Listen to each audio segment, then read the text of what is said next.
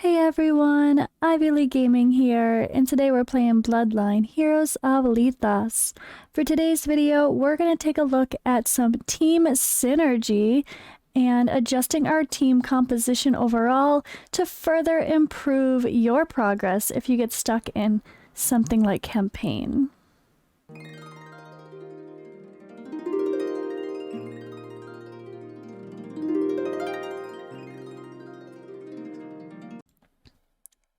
Alright, so I got a little bit stuck here in my campaign, and I was trying to push ahead because, well, I have the challenge fund, and finishing chapters, like chapter 10 of campaign, will give me a whole bunch more diamonds that I can use to buy more value packs for intimacy, and actually get my level 22 traits for my companion. So I was totally stuck. Not totally, I'm sure just a little bit of adjustments might have pushed me a tiny bit further, but I wanted to try a little bit of a different strategy. So I was running 2 tanks.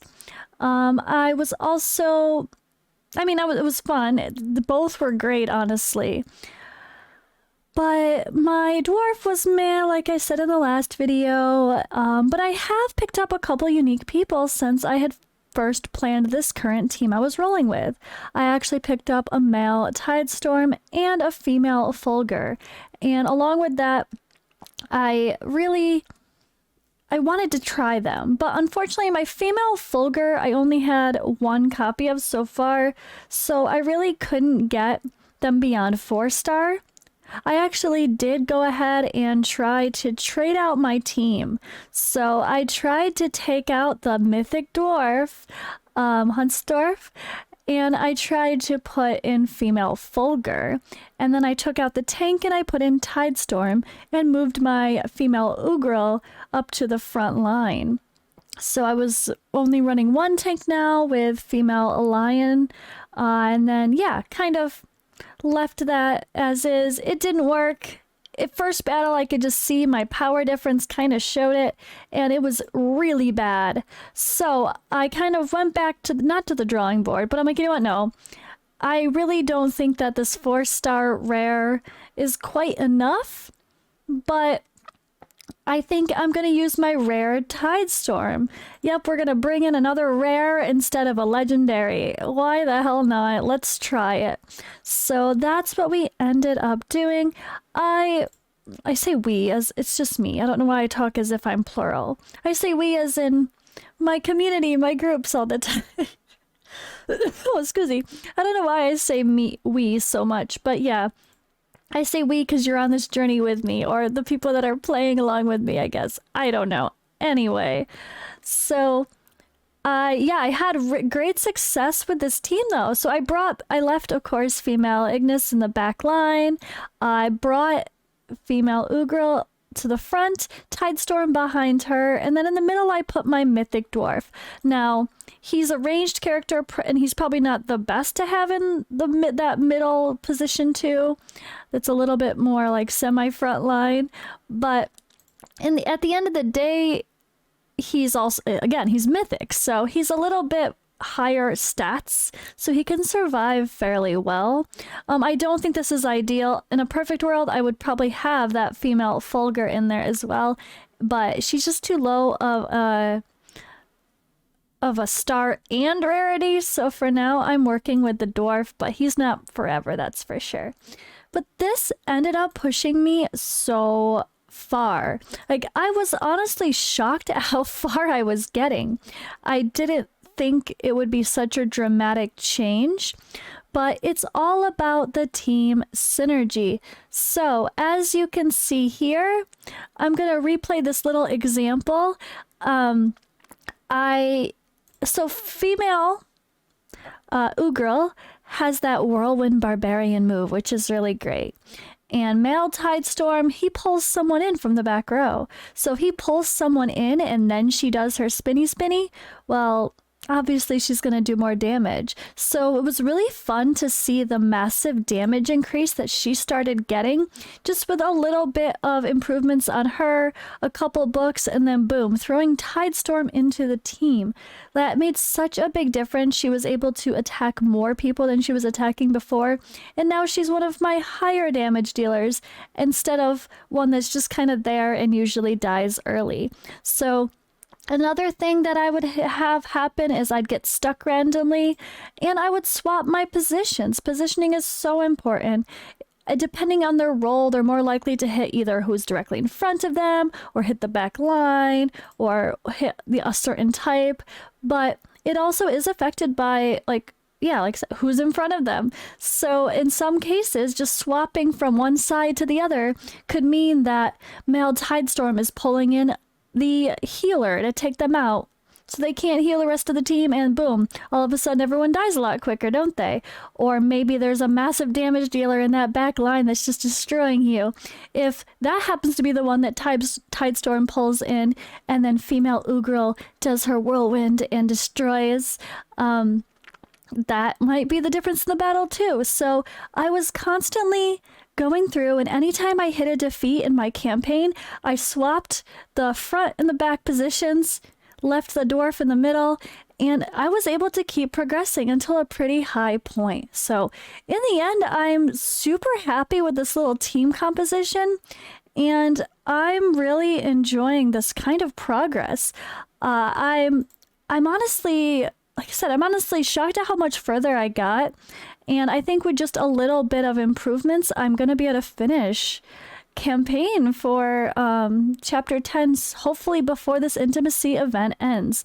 I have been using my chests. Don't forget about all those chests that go into your bag, guys. If you get stuck, use them. That's the whole point. Use the lower end chest first of gold to help you improve your character's levels to get unstuck. It's just like all of these other idle games. There's so many I play that had the exact same thing. You don't want to just go blasting those resources for no reason if you're not stuck, but when you get stuck, that's how you progress. Obviously, they're going to have better value the higher you get, because they're going to they're based on like your district level and your district production. So if you're having higher levels of production, it's better to use those larger ones later on so they have more value. But use the lower ones to just get unstuck for wherever you are right now. Because if you can't progress, you're not going to have higher value. You're not going to get more out of those chests anyway. So you kind of got to get unstuck one way or another. But yeah, I don't regret spending all of my chests as I went along. I was blasting those chests. I get a little stuck, blast a 10 pop. I blast all the blue, like what is it, the 10-minute or whatever chests. I would blast all of those and then push up whatever levels I could on my group, progress a little more in campaign. And that's really what got me here as well. So the combination of just taking advantage of the resources you're getting, which we get a ton of, honestly, and making sure that your team has good synergy and you're taking advantage of their skills is just, it's really fun to start, diving deeper and deeper every day and understanding those things. Like when you first come into a game, I'm very guilty of just throwing people in based on, okay, I know that person's good, I'm just going to put them in there. Half the time, it's so hard to remember everybody's skills. It's so hard to remember, mostly that everybody's skills. There's so many characters in these games, it's impossible to memorize all of them. But the more you take the time to actually do that and understand how people can work well together, the faster and easier it's going to be to progress through things like campaign. Now again, remember, this is an idle RPG at the end of the day, guys. Don't overly feel the need to obsessively grind and push. I'm just, for some reason, I'm really enjoying the obsessive grind and trying to overly push my account every day. I thought I wouldn't like that, but I think it's fun at the beginning, right? The beginning of an account, beginning of a brand new game you're playing, I guess it doesn't even matter whether it's a brand new game or you're just restarting from scratch with a brand new account or starting a second account. it's always so much fun that first week of just really pushing to see how far you can get. And then things slowly start to calm down. And then it's just a basic daily grind. And that's where I enjoy the more idle side of things, where I don't got time to play this for 3 hours today. Good. I only have to log in for 5 minutes here and 5 minutes there, and we're good.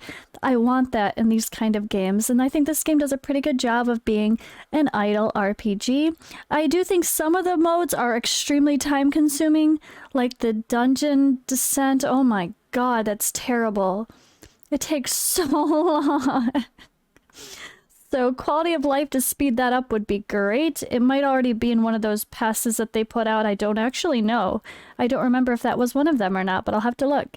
But there are a few things that I think are a bit too time consuming, but as long as they're not a daily requirement, I'm okay with that. It's kind of fun to just progress a little bit here and there, and then have something to grind a little bit more in depth in some other cases. But yeah, here's my progress, guys. I'm proud of it.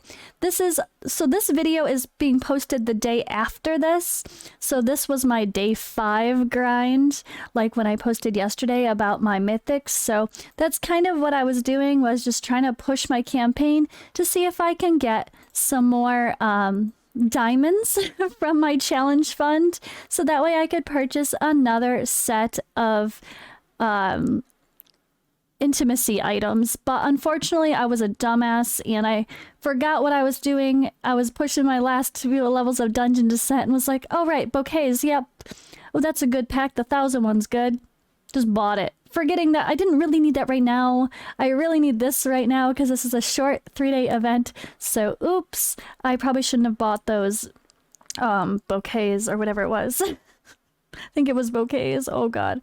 Anyway, I'm having fun with this game still. I really hope you guys can enjoy following me as I progress, as I learn, as I get better, and I can continue to give you guys my advice, and maybe what I do will help you progress early on in the game as well. But thank you guys for watching. I hope you had a good day, and I'll see you in the next video.